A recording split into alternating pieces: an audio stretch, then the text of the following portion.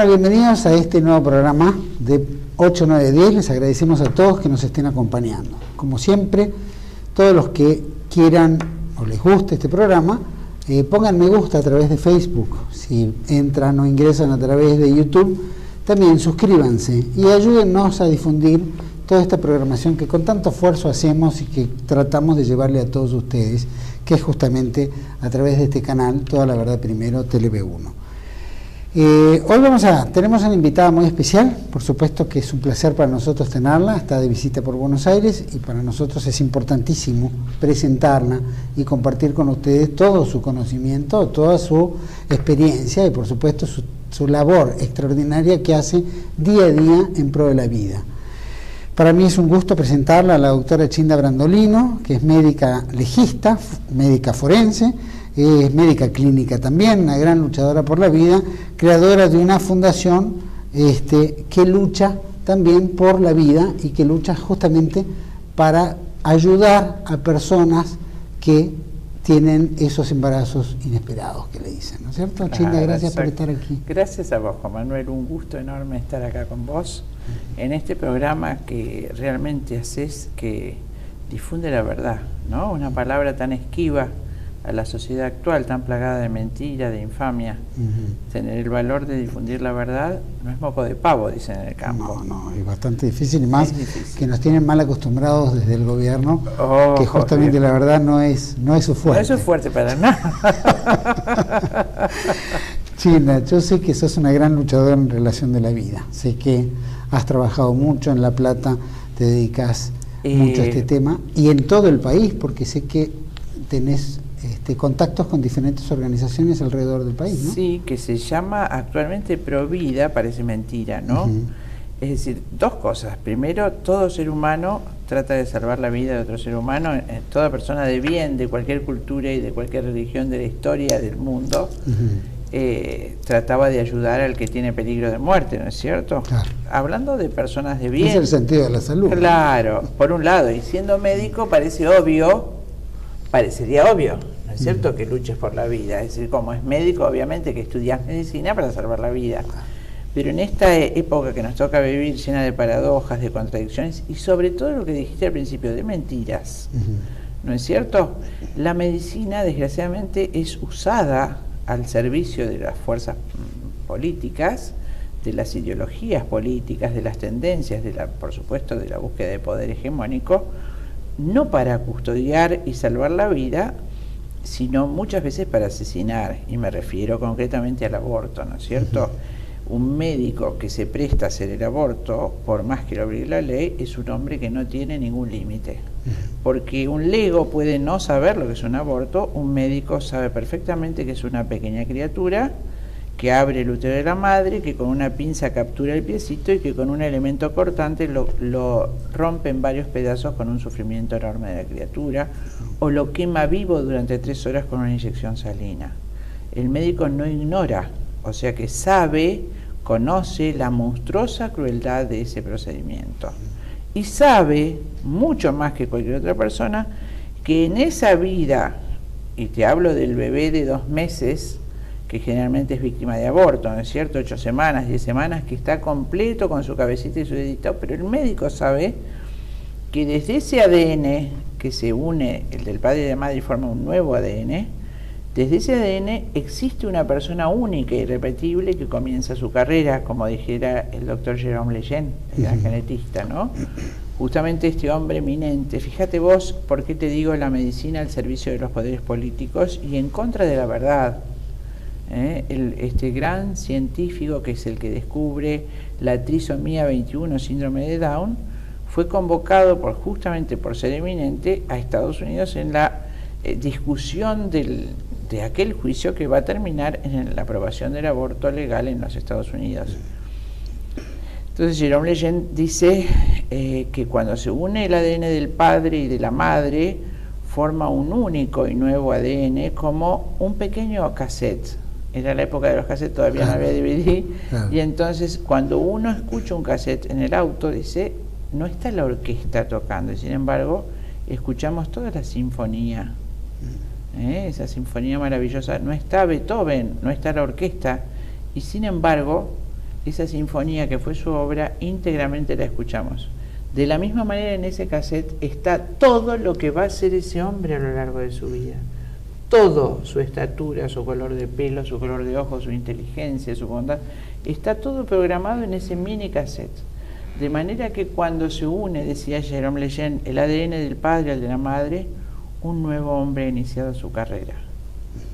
¿No? Qué hermosa definición de un gran científico. A raíz de esta valiente exposición fue prácticamente expulsado Jérôme Lejeune de los medios científicos del mundo. Estamos hablando en los segundos 50 años del siglo XX, donde ya el poder hegemónico mundial, con asiento en el eje Londres-Nueva York, se había establecido, y recordamos entonces que para mantener ese poder, ese gobierno mundial se apoya, como siempre digo, en 3 patas: el dinero, las armas y el número de población. Claro. Entonces, para mantener ese poder es necesario exterminar la población del mundo dominado, y ellos entonces seleccionar la población que les es útil, necesaria, afín, y eliminar, como dijo Darwin en su momento, terrible el pensamiento de Darwin, que era malthusiano, era terriblemente racista. En su obra La evolución de las especies, Darwin dice, el origen de las especies, no se debe impedir por medio de leyes o costumbres a los mejores tener el mayor número de hijos. En un futuro no muy lejano, mirá lo que dice Darwin, las razas civilizadas exterminarán y reemplazarán a las razas salvajes del mundo entero. En el pensamiento de Darwin, los latinos, los orientales, los negros, claro, por supuesto, los indígenas, son razas indeseables, razas salvajes del mundo entero a las que hay que exterminar. Él lo decía abiertamente. En cierta forma era un poco más honesto que los pseudocientíficos de ahora, ¿no? Que lo ocultan atrás de eufemismos. En ese pensamiento de búsqueda de poder y racismo hegemónico, se fundamenta el control de natalidad, que se esconde tras el nombre de paternidad planificada. Qué absurdo, ¿no? Es el nombre absurdo, que no, tiene, claro, no conlleva con el sentido de lo que están haciendo. Claro, Parentus. Esa organización, la Internacional de la Muerte, que tiene ese nombre, paternidad planificada, Federación Internacional de Paternidad Planificada, IPPF, la Internacional de la Muerte, fue creada por Rockefeller II junto con Margaret Sanger, que había creado la primera clínica de aborto para negros en ese mismo lugar, en el barrio de Harlem, de los Estados Unidos, el barrio negro.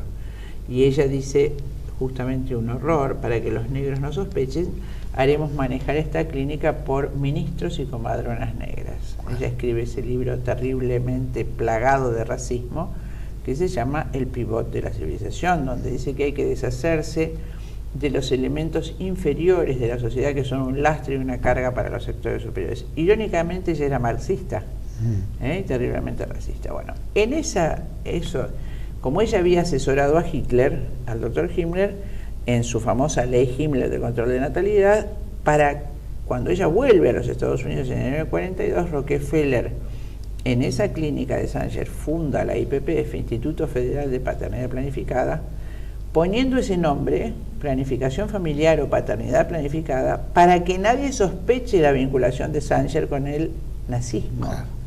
Entonces, evitar el nombre control de natalidad, queda mucho más paquete. Claro. ¿No? Claro, como suena regio, bien. como Claro. Interrupción del embarazo suena mucho mejor que aborto. Ahora, toda esta movida que hay, que la estamos viendo hoy a nivel globalizado, que muy bien planteaste como 2 ejes fundamentales, Londres y Nueva York.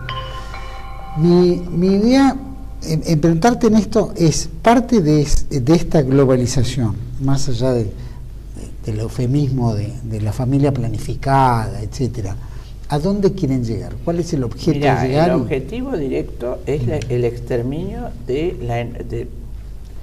digo concretamente en palabras de Bill Gates, llegar al 10 o 15% de la población mundial. Es decir, dejar la población mundial en 500 millones de habitantes. Estamos en 6.500 millones. Exterminar 6.000 millones. No sé si soy clara. Lo dice Bill Gates, y lo van a encontrar en YouTube, en una conferencia TED en febrero del 2010. Lo van a encontrar porque nosotros mismos subimos esa conferencia. Muchos otros personajes, como Ted Turner, el creador de la CNN, lo ha dicho. Y si ustedes buscan también los libros y los videos de Axel Jones, ese otro estudioso del gobierno mundial, el mismo Aldous Huxley, el escritor, no sé si te acuerdas, que escribe Un Mundo Feliz. Él escribe Un Mundo Feliz en el año 32 y en el año 62 ante el Senado norteamericano dice él mismo que cuando escribió Un Mundo Feliz no lo hacía como ficción sino como un modelo posible, es decir, un control brutal de la natalidad, elegir por fertilización asistida a los que nacen, tener una especie de esclavitud dura y hacer mediante una droga que dice así textualmente, podemos hacer que la gente sea feliz a pesar de sus abominables condiciones de vida. Lo dice él mismo, Aldous Huxley, y eso te clarifica, es decir, hay un sentimiento de superioridad en la gente que detenta el gobierno hace 100 años, ¿no es cierto?, que se consolidan esas familias después de la Segunda Guerra. O sea que eso es mantener, digamos, una población de 500 millones, correcto, que tienen que eliminar 6.000, y que en otra época hubiera sido a través de la guerra, pandemia, claro, cosas por el estilo. Hoy es mucho más fácil a través de diferentes medicamentos, claro, enfermedades que se van... En primer lugar, la legalización del aborto. En segundo lugar, la legalización de la eutanasia. Claro.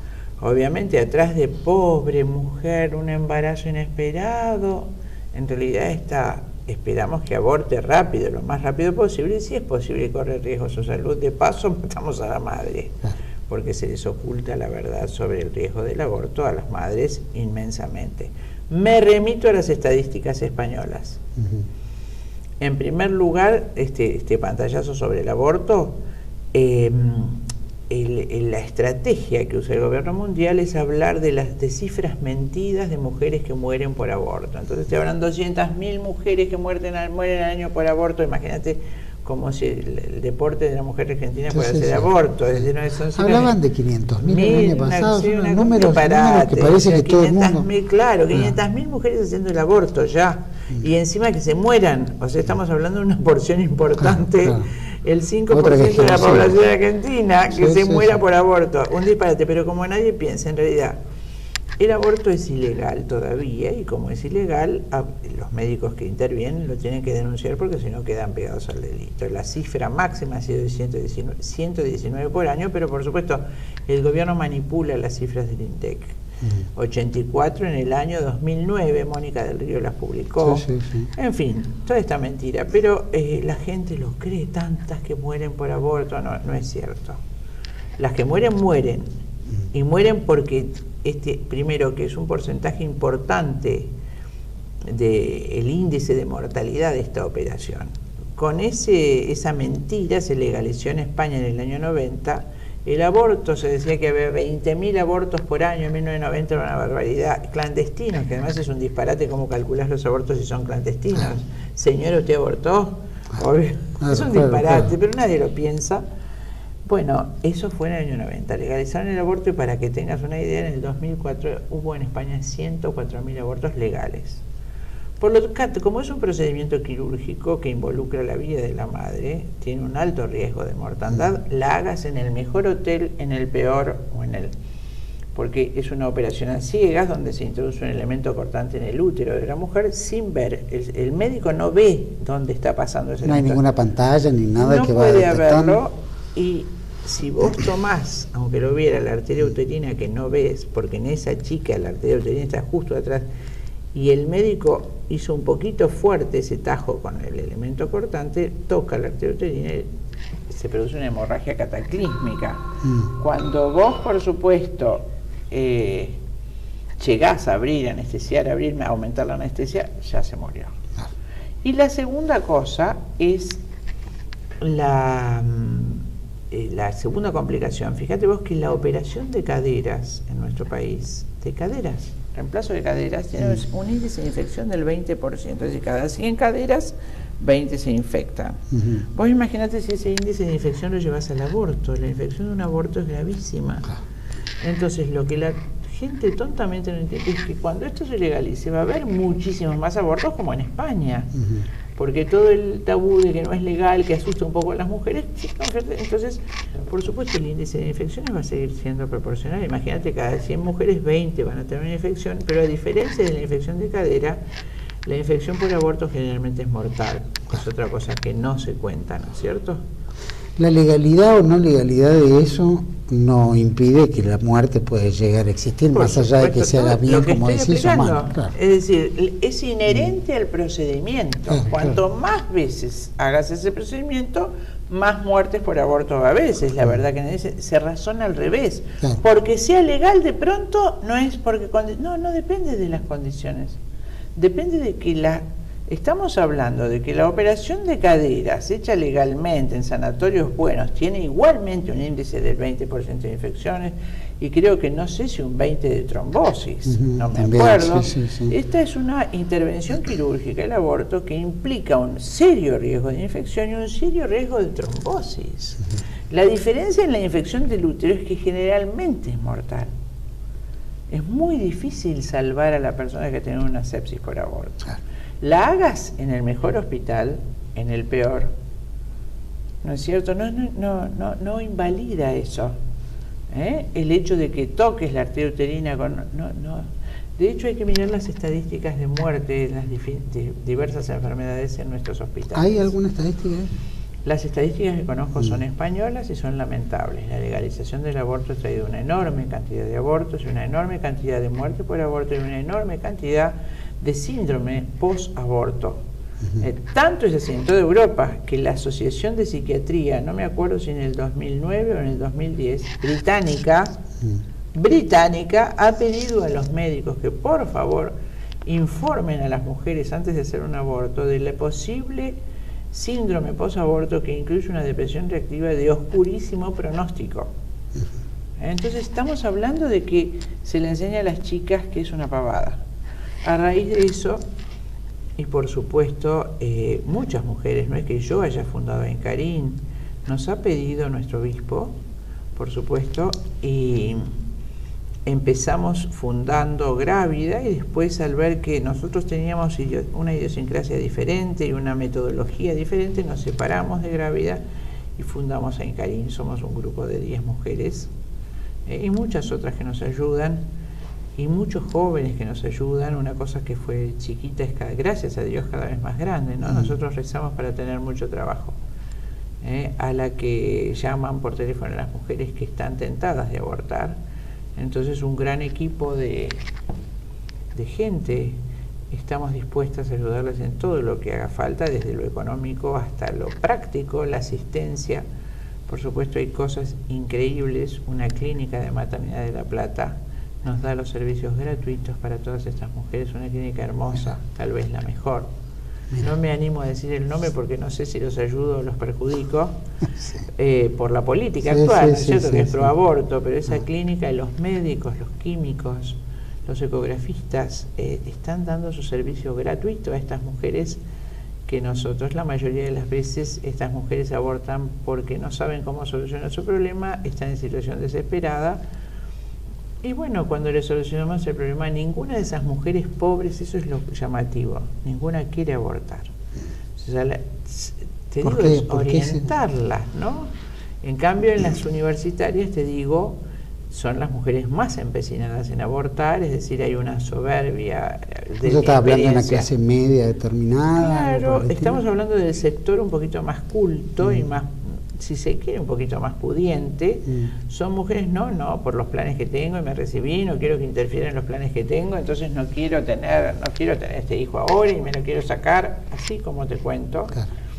Entonces tenemos dos sectores afluentes de nuestra organización. Aquellas mujeres pobres que están desesperadas y decidieron abortar por eso, que las ayudamos, es decir, también nuestra Asociación de La Plata cuenta con otra asociación que maneja otra de nuestras mujeres, que se llama Manos Unidas, que es el préstamo de los pobres, que a pedido de nuestro obispo también se hizo. Entonces allí se derivan las mujeres que tienen ese problema, entonces las asistentes sociales nuestras las ayudan a hacer un estudio de mercado, qué saben hacer, dónde lo venden, cuál es el costo, calcula el costo, se les da el primer préstamo, lo van devolviendo muy de a poquito, 10 pesos por semana, se les da el segundo, y cuando tienen el tercer préstamo, generalmente toda su familia ya está organizada con pequeñas empresas familiares. Pero, Antonino, ¿cómo es esto? Es decir, vemos hoy una gran movida que evidentemente es financiada, ¿no? Que es el feminismo, ¿no?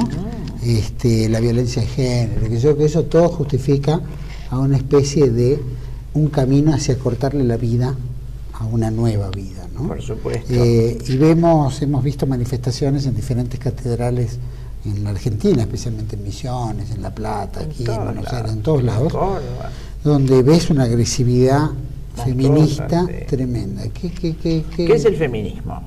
Primero, el feminismo se remonta a los primeros movimientos que eran reivindicatorios en el siglo XIX, ¿no es cierto? Etapa Palme en la Revolución Francesa, podemos retrotraernos ahí.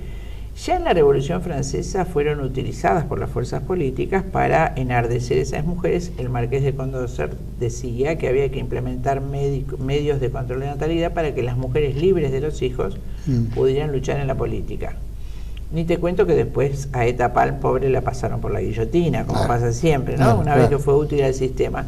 Y así hubo otras, Graf, Margaret Sanger, era la que mencioné hace un rato, grandes feministas que en realidad, más que la reivindicación, era la igualación con el hombre, que es ahora el feminismo actual, que yo diría mal llamado feminismo. Estas mujeres no quieren la dignificación de la mujer, sino que no haya ninguna diferencia. Por eso, creo que fue la rectora de la Universidad de La Plata, pidió que haya baños únicos para mujeres y varones, por ejemplo, una cosa ridícula, porque creo que lo empezaron a hacer en la universidad también, etcétera. Sí, las mujeres tienen su pudor, los varones también, pero no importa lo que la gente piense, ellos hacen lo mismo. Entonces, ¿cuál es la finalidad del feminismo? El feminismo es el mayor instrumento, el más eficaz instrumento del gobierno mundial para evitar la natalidad. Entonces, una mujer feminista tiene que liberarse de la carga que representa el matrimonio, la familia y los hijos. Liberarse, entre comillas, subrayado, es decir, esto es el marxismo. El marxismo defiende desde el inicio la liberación de la mujer de su marido. Es decir, lleva la lucha de clases al lecho conyugal, donde el varón sería el opresor, la clase opresora, y la mujer la clase oprimida. Esto lo dice textualmente Engels en el libro La sociedad, la propiedad privada y el Estado. ¿No es cierto? Él dice que la primera lucha de clases fue el sexo masculino sobre el femenino para servirse de él, para explotarlo. Esas mismas palabras toma la creadora concreta del movimiento feminista, que fue Simone de Beauvoir, la amante de Sartre. Estamos hablando de la década del 50 en París, donde escribe su libro El segundo sexo, y que dice así: ese ser intermedio entre el macho y el castrado, el que llamamos femenino, es la creación del sexo masculino para servirse de él. Entonces, recordar, el feminismo no busca la dignificación de la mujer, sino una igualación de sexos en todo, con lo cual la mujer se ve enormemente perjudicada, porque todas las prerrogativas que hemos tenido, ¿no es cierto?, de cuidado, de protección por parte del varón, ha cesado, ¿no es cierto? Caducó. Entonces la mujer se ve sola, por supuesto, en esa soledad. Fíjate vos que en la sabiduría ancestral del matrimonio, que es matri de madre, justamente para proteger a la madre cuando tiene cría está en un estado de indefensión enorme, ¿no es cierto? Está para proteger y alimentar a su bebé, para que prosiga la especie. A ver, ¿de qué estamos hablando? No es un acto, es un acto ordinario para la protección de la especie. Y el macho de esta especie tiene que ir a proveer alimento para que la madre se pueda quedar cuidando y alimentando a su bebé. Es tan difícil. Era lo lógico, y que ahora el doble turno, el trabajo de ambos, toda la presión económica. Eso es la presión del sistema que imponen gobiernos como este, genízaros, ¿no es cierto? Son gobiernos que atentan contra la familia expresamente y voluntariamente. Pero ideológicamente nuestras mujeres fueron castradas. Se les enseñó que tener hijos o tener esposo o tener hogar es un estado de esclavitud. Entonces la mujer cree que se libera cuando se hace absolutamente esclava de una rutina laboral y donde está renunciando a la felicidad de su vida. Porque esa mujer a los 60 años, cuando se ve absolutamente sola, un poquito envejecida y con 30 años por delante de un infierno de soledad, como dice el tango, muchacho, te quiero ver. Vamos a ir a un pequeño corte. Este tema la verdad que es extraordinario, es interesante porque aparte vemos todas estas fuerzas que juegan y que la gente entra como carne de cañón, ¿no? Los medios de comunicación, el bombardeo permanente hace que absorban toda esta cuestión y bueno, y sean cómplices, ¿no es cierto? Y que entren en esa disyuntiva que ni siquiera ya la cuestionan, ¿no? Vamos a ver un pequeño corte, por supuesto hemos puesto el cartel de Incarim. Incarim. Todos los que quieran comunicarse o tengan un amigo o conozcan alguna situación por el estilo de alguna amiga, alguien conocida, bueno, por favor, ahí tiene una dirección, un número de teléfono en los cuales pueden comunicarse que la van a ayudar a tratar de repensar esa situación. Vamos a ir a un pequeño corte, volvemos enseguida con Chinda Brandolino. Ya volvemos.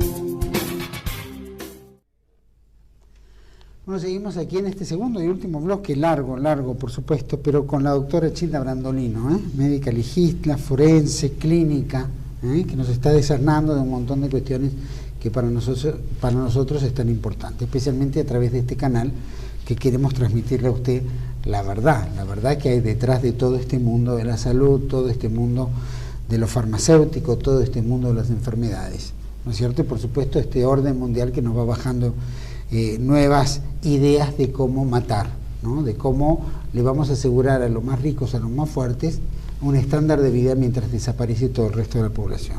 Cosa que tenemos que tomar conciencia, como argentinos, porque nos pasa a nosotros en un país tan poco poblado, y que sin embargo estamos en ese camino también. Chinda, quisiera ver, el mundo de la salud también involucra un mundo, digamos, de un gran negocio. La salud es un gran negocio también. La enfermedad es un gran negocio. La enfermedad es un gran negocio. Lo metemos en la salud como quien dice, quien administra la salud es el que hace el negocio, pero evidentemente la enfermedad. Hoy vemos, qué sé yo, un mundo de hasta mafias farmacéuticas que tienen que ver con todas estas también enfermedades que se van suscitando, el tema de las vacunas, etcétera.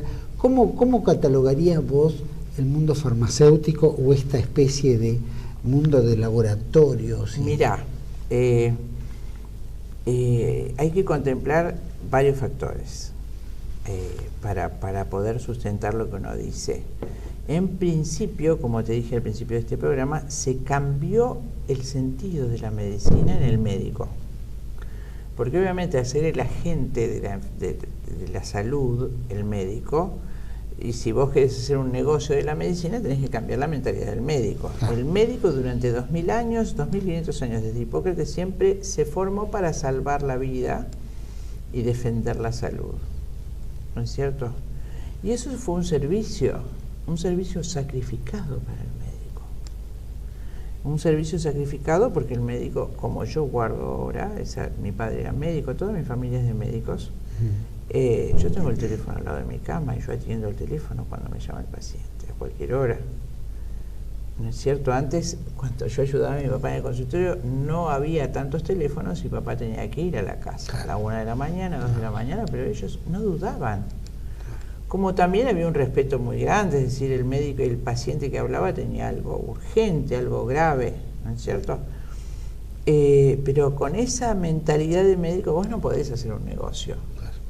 Entonces vos imaginate que sos Don Rockefeller y que te encanta tener laboratorios que produzcan 1 millón de comprimidos por minuto de un antibiótico, de un Entonces vos necesitas un médico que prescriba rápido, muchas veces en el día, porque vos ese 1 millón de comprimidos por minuto lo tenés que vender por minuto también, ¿no es cierto?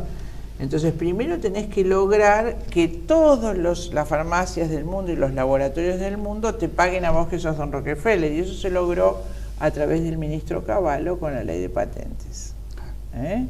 Entonces, si Don Rockefeller patentó primero la amoxicilina, todos los laboratorios que fabriquen un antibiótico con amoxicilina tienen que pagar patente a Don Rockefeller. Primero aclaremos por dónde viene la mano. Entonces, en realidad, a Don Rockefeller no le importa si vos necesitas o no la amoxicilina. Don Rockefeller necesita un médico que prescriba muchas veces por día amoxicilina para que se vendan mucho esos comprimidos que se fabrican a razón de 1 millón por minuto, ¿no es cierto? ¿Está claro eso? Sí, sí, sí. Entonces, ¿cómo haces para que el médico atienda rápido? En primer lugar, le pagas poco, porque vos un médico de nomenclado le estás pagando 50 pesos. Para vivir el médico, ¿cuántos pacientes por día tiene que atender para alimentar a sus mujeres? Imagínate que un plomero, estábamos hablando hace un rato, un electricista, no sé, en Capital, ¿cuánto te cobra una hora de trabajo? 200, 300 pesos. En el mejor de los casos, ¿no es cierto? Imagínate que a un médico le paguen 50, 60 pesos. Entonces el médico, por supuesto, para poder vivir, tiene que recetar. O sea, te recibe y tiene que atender por lo menos 20, 30 pacientes por día. El laboratorio le paga al médico, le da un porcentual de la cantidad No, eso es otra cosa. Eso es otra cosa. Vamos a partir de la base. El médico se recibe y el nomenclador le asigna por las obras sociales 50 pesos por paciente. O sea que vos vas a atenderte. Y tu atención al médico que estudió 10 años. 8 años, más 3 de especialidad, ya van 11, más alguna otra cosita gratis, porque trabajas y sos guardias gratis, te estudió 15 años, para que vos vayas a la consulta y le pagues 50 pesos después de 1 hora de haberte escuchado, revisado atentamente. Entonces, atendemos 10 pacientes, a ver, 500 pesos por día, lo que un plomero o un electricista gana en 1 hora y media de trabajo, ¿correcto? Con un curso de 6 meses y la experiencia.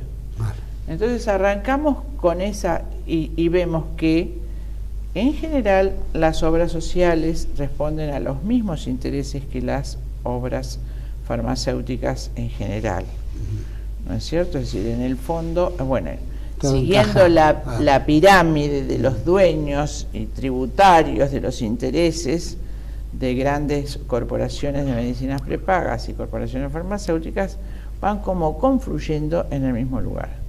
En segundo lugar, vos tenés que apagar la conciencia del médico.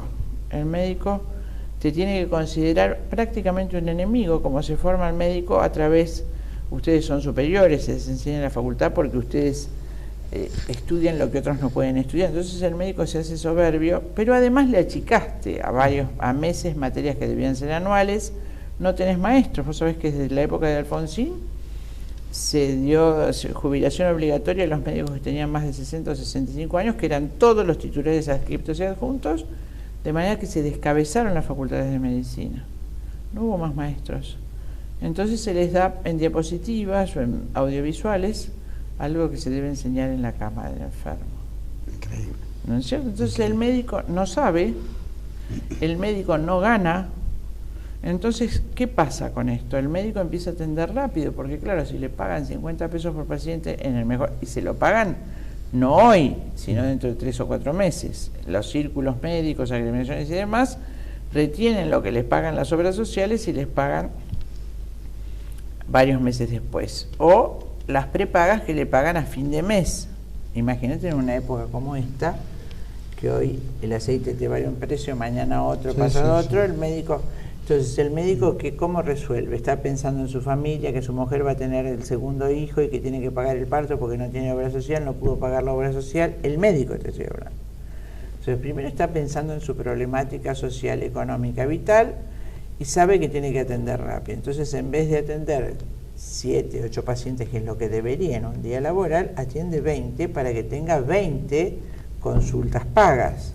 Pero además muchos de ellos, por supuesto, no pueden vivir con eso. Entonces nunca falta el laboratorio que le da una cosa que se llama royalty, una especie de retribución dineraria en un chequecito que vuela por ahí. Y bueno, y así se va... Eso aquí los visitadores médicos, que son los que de alguna manera... No pongamos nombres, pero sabemos que los laboratorios, a través de distintos operadores, llegan a diversos médicos. ¿Los hospitales pueden inducir a que el médico tome partido sobre cuál o tal laboratorio? Cualquier médico puede inducir a qué partido se tome. ¿En el hospital? Antes, en los hospitales, sí, resulta que se hacía el famoso proyecto piloto, ¿no es cierto?, donde vos entras en un protocolo y entonces el laboratorio, por tantos pacientes que utilicen tal medicación para probar, te retribuyen con una cifra determinada. Entonces vamos a probar esa medicación, que por supuesto es probar muchas veces, y a partir de esa prueba vamos viendo qué efectos colaterales o dañosos se producen. Eso es tremendo, pero es así en muchos hospitales. Con relación a las enfermedades o las vacunas, por ejemplo, ¿entran dentro de lo que es, por ejemplo, hay una gran campaña, los gobiernos hoy en día tienden a decir, bueno, hay que vacunar a los chicos, hay que vacunar a yo no sé te cuánto? pregunto, Juan Manuel, este es un canal que generalmente, o siempre que lo he escuchado, dice la verdad. ¿A vos te parece que este gobierno se preocupa por el hecho de que más del 54% de la población esté bajo el umbral de pobreza? Y que le llame gente que trabaja en negro o que tiene un plan a cambio de un trabajo teórico. ¿Te parece que ese mismo gobierno se preocupa por esto? Y si se preocupa y se sigue incrementando, sigue habiendo un desnivel enorme entre la gente que integra la clase política, que tiene bienes, casas en los campings, casas en los barrios cerrados, hoteles, ¿no es cierto?, hace un dispendio de dinero y se va incrementando cada vez más la clase pobre. Ese mismo gobierno que no se preocupa por ese sufrimiento de esa gente, atrás de las llamadas políticas de inclusión, no creo que se preocupe tanto por la salud, que emplee millones y millones de dólares, no pesos, en campañas de vacunación como la rubiola. ¿Realmente puede ser tan ingenuo de pensar que es así?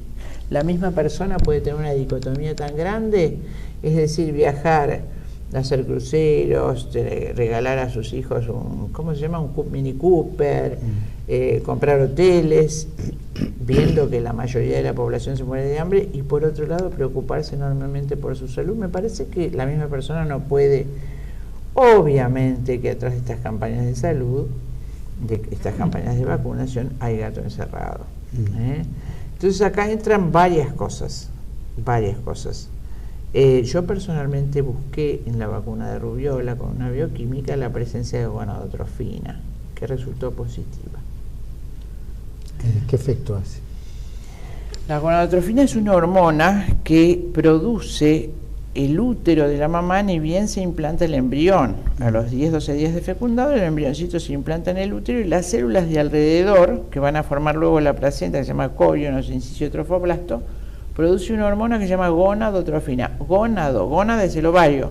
O sea que estimula el ovario para que éste produzca otra hormona que se llama progesterona, progestacional. La hormona que va a hacer que ese útero crezca, que se forme la placenta y que alimente ese bebito a 9 meses. O sea, sin progesterona no puede haber embarazo que viva, está claro eso. Y la progesterona depende de la gonadotrofina, o sea que si no hay gonadotrofina no hay progesterona en el embarazo y por lo tanto el bebito cae abortado.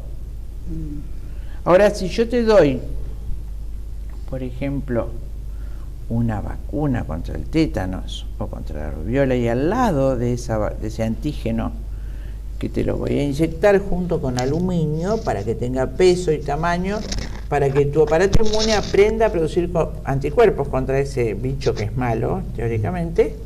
Pero si yo le pongo al lado una molécula de gonadotrofina, tu aparato inmune va a reaccionar contra el bicho y contra la gonadotrofina. Entonces, cuando esa chica que se vacunó contra la gonadotrofina quede embarazada y su útero produzca gonadotrofina, seguramente los anticuerpos destruirán esa gonadotrofina y por supuesto el embarazo caerá al mes, a los pocos días de implantado. Un aborto temprano que se llama aborto inmunológico. Esa vacuna en los medios como el nuestro, los medios luchadores por la vida, se llama vacuna WHO, en inglés WHO, vacuna de la OMS, de la Organización Mundial de la Salud. No sé si te... Increíble, increíble. Y cuando se refiere a la vacunación masiva de chicos, etcétera, que de repente cada tanto dicen, bueno, hay que vacunar, llega el momento de vacunar, más allá de la gente que corra el riesgo y que produzca aborto, etcétera. Todo esto que acabas de mencionar recién. Cuando hay estas grandes campañas, o sea, ¿son campañas que hay que dudarlas? Estas grandes campañas incluyen vacunas que tienen gonadotrofina, ¿no? Primero partamos... ¿Cómo se hacen estas? Entonces hay dos aspectos. El primer aspecto es el esterilizante posible de las vacunas. Vacunas manchadas le llamamos. ¿Por qué? Porque se hacen en fetos que fueron abortados para hacer vacunas. Entonces, por supuesto, esto remonta a razonamientos éticos que no son los habituales en los médicos de la actualidad, pero sí en muchas personas de bien.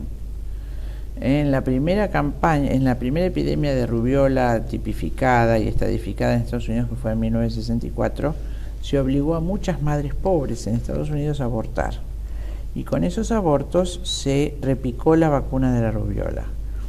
¿Y por qué en fetos abortados? Porque el feto siempre tiene un contenido de gonadotrofina. Entonces, si uno encuentra gonadotrofina en la vacuna y quiere hacer un juicio, por ejemplo, le pueden decir, bueno, está contaminado porque se replica en fetos.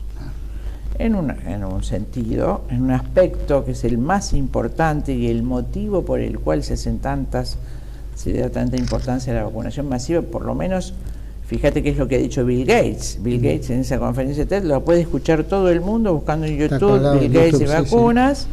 Puede escuchar lo que dice, si hacemos un buen trabajo en salud sexual, salud reproductiva y nuevas vacunas, podemos bajar la población mundial a un 10 o 15%.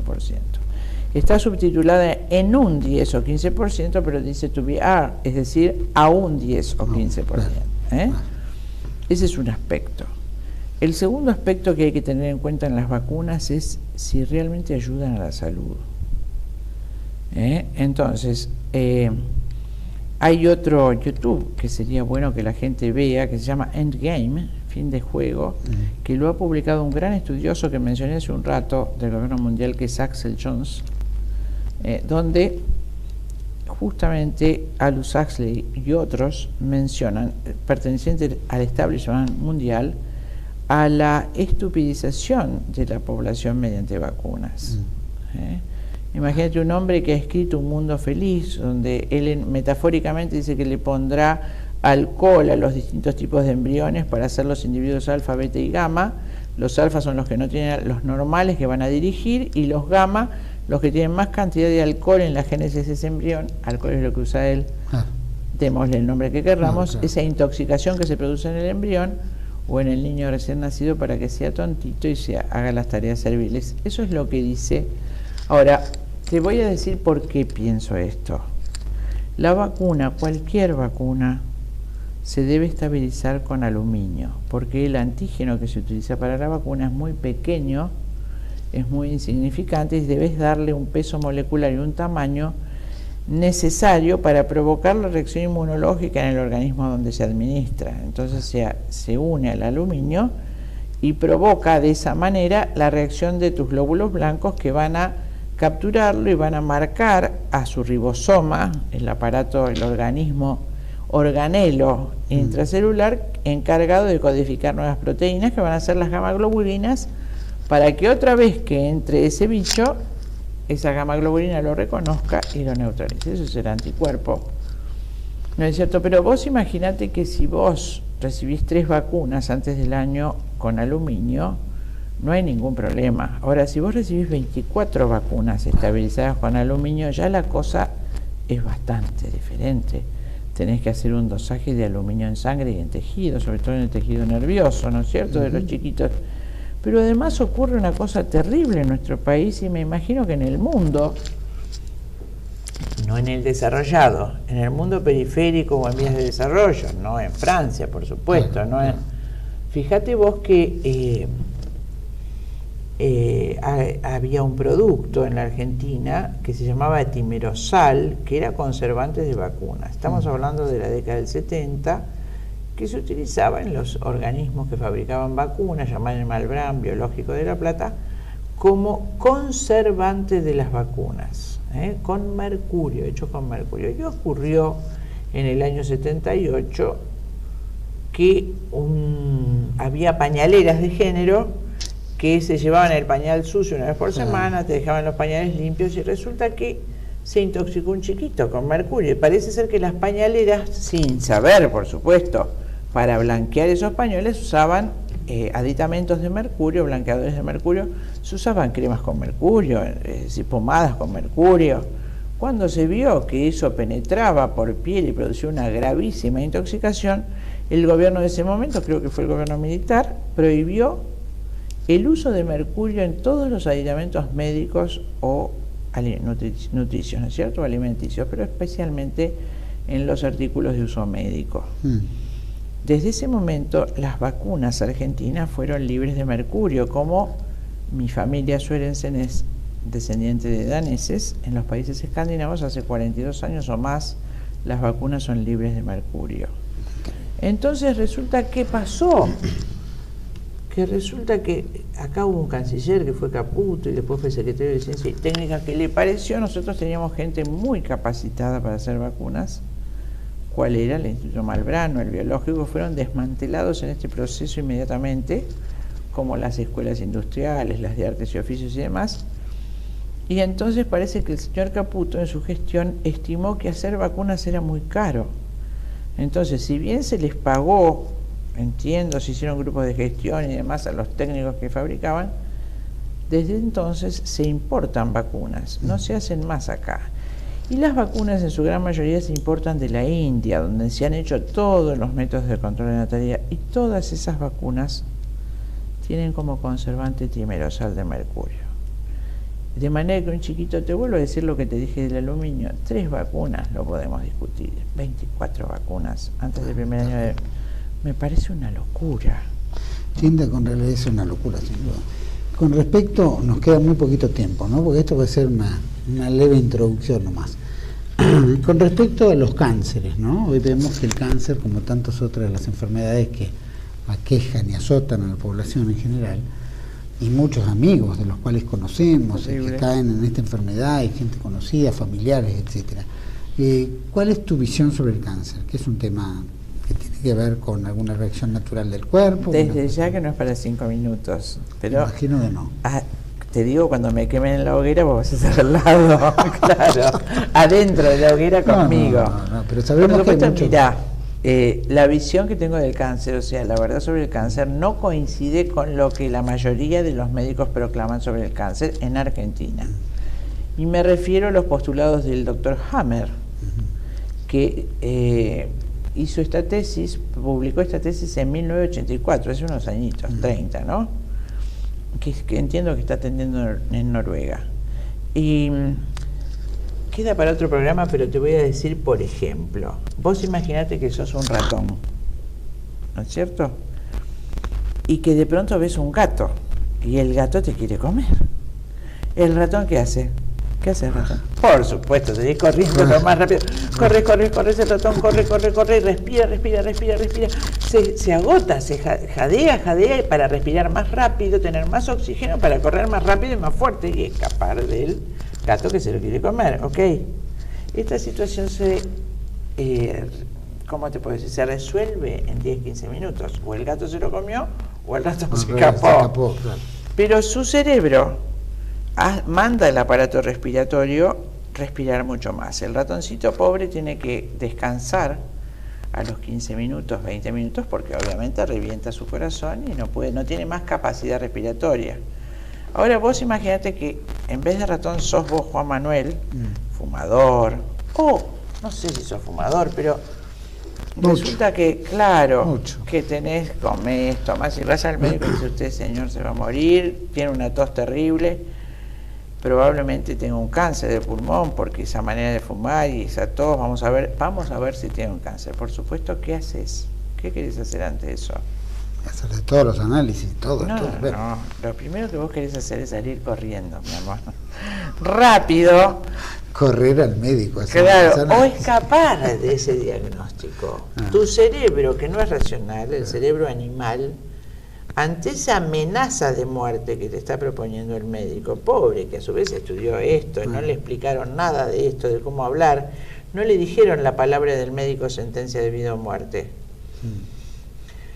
Tu cerebro dice: huyamos. Inmediatamente piensa que tenés que correr, porque el cerebro tiene un lenguaje biológico, como el ratón.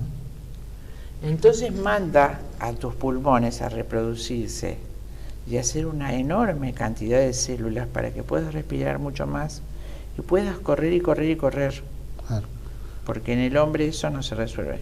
Pero por suerte, vos resulta que después de recorrer fuiste un médico que entiende, que estudió cáncer, estudió Hammer, te sentaste y el médico dice: pero amigo, usted no se va a morir de esto. Si esto es un proceso del organismo, déjese de embromar, tranquilo, vuelva a vivir normal, déjese de jorobar, igual se va a morir de cualquier otra cosa, porque entonces tu cerebro percibe esa onda real. El médico sabe que es así y vos entendiste que es así, te explica lo que te estoy explicando. Ay, qué bueno. O sin ser así, el médico te dice: no sabes jamás, pero te dice: no, pero esto tiene muy buen pronóstico, con el tratamiento usted no se va a morir, se va a morir de cualquier otra cosa. Tu cerebro codifica nuevamente ese mensaje y dice: no necesito respirar. Entonces, ¿qué hace? Actualmente lo encapsula, esas células que ya no sirven, encapsula. Y podés vivir 50 años más con esa, hasta que vas a otro médico. Encontramos esto, te hace una radiografía para ver, porque tenés que entrar a un trabajo, encuentra eso que está encapsulado y dice: tiene cáncer. Y empezás de nuevo el proceso porque querés correr. ¿Es psicosomático entonces? No, todas las enfermedades lo son. No hay ninguna enfermedad que no sea psicosomática, porque vos sos psico y soma. Entonces te enfermas todo o te curás todo. Claro. ¿Entendés? O vivís o te morís, o enfermas o estás sano. Esa separación propia del mundo moderno es lo que ha llevado a inducir tantos errores. Vos, Juan Manuel, reaccionás todo frente a eso, y reacciona todo tu ser. Te estafaron, le diste a tu mejor amigo plata para que haga y resulta que no te la devuelve y te enteraste que la usó en otro negocio. Y vos que justo ahora tenías que construir tu casa y no podés pagar y tenés que... ¿Cómo? Que no quiero decir la palabrota, pero ¿qué pensás? Me estafaron. ¿No es cierto? Eso es igual a la cosa más fea que hay en el organismo, que es la materia fecal. Entonces tu cerebro dice: hay mucha materia fecal acá, mucho, hay que eliminarlo rápido. Entonces manda a tu colon hacer muchas células para trabajar más y eliminar eso feo, horrible, que no quiero decir ni puedo decir la palabra, pero digamos me estafaron. Y así es un lenguaje biológico, es así de fácil. Eso me habías contado que era un estudio que se había hecho, que ya nos estamos yendo, ¿no? Pero era un estudio hecho en Alemania, puede ser, sobre determinar.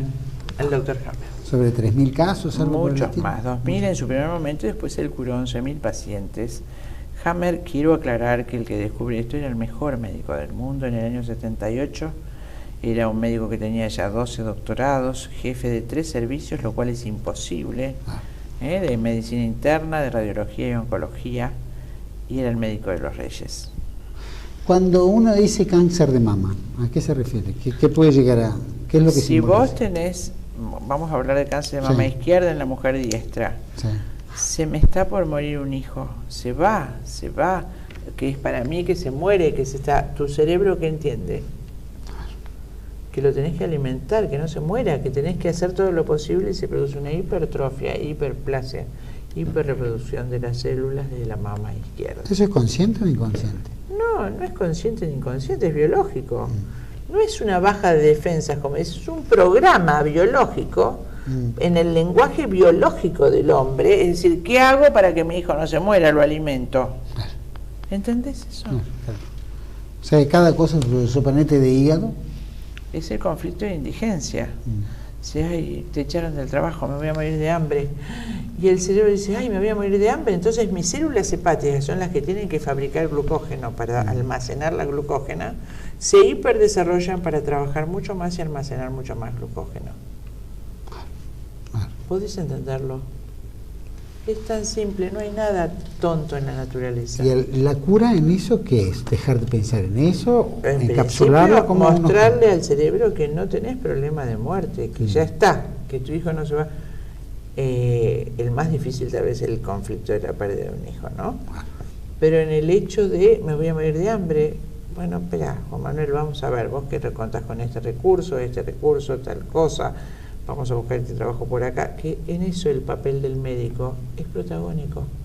Porque el médico que sabe cómo funciona el cáncer te tiene que mostrar que no es así. Porque tenemos que mostrarle a tu cerebro que tiene que desactivar ese programa, que no te vas a morir. Por lo tanto, no vas a necesitar esa cantidad de células respiratorias. Increíble. Y rápido, última, el HIV fue un producto de qué? Obviamente que es a mi forma de ver, digámoslo bien, una confusión, seamos bien pensantes, podría ser un engaño, pero esto requiere una explicación muy larga, Juan Manuel. Chinda, te agradezco muchísimo. Quiero aclarar que, bueno, Chinda Brandolino tiene una fundación que es Ain Karim, cuyo teléfono es en La Plata, por supuesto, 0221 483 3383. Por supuesto, todos los que quieran comunicarse en relación a, bueno, orientar a alguien que esté por practicar un aborto, que esté en una situación de embarazo inesperado y angustiada, angustia, etcétera, que se comunique. Ayúdenla a que se comunique, que van a tratar de ayudarla por lo menos en todo aspecto. Y por supuesto, estos temas que hemos tocado así medio en el aire, pero que has profundizado por lo menos en unos pocos, Chinda Brandolino va a conducir un programa que se llama La Salud y la Vida, que lo va a hacer con el doctor Hugo Esteban, un gran amigo de la casa, ambos, dos grandes amigos. Gracias, Juan Manuel. Nos va a encantar ese programa, vamos a poder hablar sobre todo este mundo de la salud y de la vida, ¿no? Que tiene que ver con todo, los laboratorios, con la salud como está, con el esquema médico, con enfermedades, vacunas, etcétera, y toda esta fuerza universal que también juega sobre nosotros, ¿no? Hemos visto al ministro de Educación, el ministro de Salud, Mansur, que ha bajado el grado de muerte por natalidad, según cuentan, en Tucumán, que lo nombraron después ministro de Salud en la Argentina, y que en realidad era toda una alteración de las estadísticas. Total. ¿No es cierto? Entonces vemos una gran trampa donde creemos que el hombre y la salud, por supuesto enriquecido, ¿no es cierto?, como ya sabemos, porque han ganado fortunas para ocultar números, y fue lo que el gobierno nacional tomó enseguida para tratar de apalear todas estas estadísticas y poder manipularlas. Así es, exactamente como lo ha hecho. Le ha venido muy bien, no sé si sigue siendo ministro de Salud, ¿sigue siendo ministro de Salud? Creo que sí. Bueno, mira, qué suerte que tenemos los argentinos en esto. Chinda, mil gracias. Gracias a vos, Juan Manuel. A todos ustedes les agradezco por habernos acompañado. La doctora, como buena médica, tiene que tener el celular, porque si la llaman nos quedamos sin invitados acá, así que tienen que rajar, y bueno, y esas cosas pasan. Conciencia y reflexión. Es importante que todo este tema de la salud, el tema de lo que tiene que ver los estímulos de crear el feminismo, del aborto, de la eutanasia, todo esto son temas que no son por un interés local, ni espontáneo. No es que uno lucha por los derechos individuales, no. Estos son todos organismos internacionales, grandes financistas mundiales, que son los que quieren llevar al mundo a que reduzca su población. Por eso se estimula el homosexualismo, se estimula tantas otras cosas que no son entes reproductores, ¿no? Que podrían serlo, pero no lo son, por los mil motivos. Y la verdad es que son estos organismos que implantan en la cabeza nuestra, en los argentinos, latinoamericanos, el mundo, esta nueva política abortista, esta nueva política donde el individuo o la persona está por encima de todo el resto. Reemplazan también a Dios, ¿no? Quieren cumplir el rol de Dios, entonces determina si la muerte está bien, está mal, de acuerdo a la muerte, y no cumplir con los mandamientos, como dicen, no matar. Punto. No hay otra discusión, ni pone categorías, pues el hombre a través de estas políticas internacionales pone categorías. Entonces quiere hacer el reemplazo de Dios. Otra de las cuestiones es el tema ético, y Dios, ¿no? Ético, los médicos, ¿no? Que tengan que cumplir con su función, que muchos no lo hacen. Los intereses monopólicos, los intereses farmacéuticos, los intereses de los laboratorios, son los que de alguna manera bajan línea y que van en perjudican a la población, van en desmedro de nosotros como habitantes, nosotros como ciudadanos, nosotros como nación, como país. Por supuesto, vulnerando toda la ética. No hay ética en esto, hay intereses. Los intereses son puntualmente financieros y por supuesto no hay Dios, porque cualquier médico que estimula tanto el aborto como la eutanasia o como medicamentos adulterados o que es canal de este tipo de acciones, sin duda es carente de Dios, y si lo tiene no lo valora. Entonces todas estas cuestiones son las que vamos rescatando, y a mí lo que me gusta es que Chinda Brandolino y el doctor Hugo Esteban van a hacer un programa excepcional. Muchas de las preguntas que ha hecho Emiliano Ríos, que aquí la estamos contestando, de un atentísimo correo que nos mandó hace un tiempo a través de Carmen de Areco, desde Carmen de Areco. Bueno, acá hemos contestado algunas de las preguntas, son miles, pero todo eso se va a ir desarrollando en el programa de la salud y la vida que va a empezar a emitirse aquí en Televisión a partir de abril. Así que les agradezco a ustedes, la están solicitando a la médica. Les agradezco a ustedes por habernos acompañado. Si les gusta o no les gusta este programa, escríbanos, pongan me gusta, no me gusta o suscríbanse en YouTube. Los espero el próximo martes aquí en 8, 9, 10. Gracias.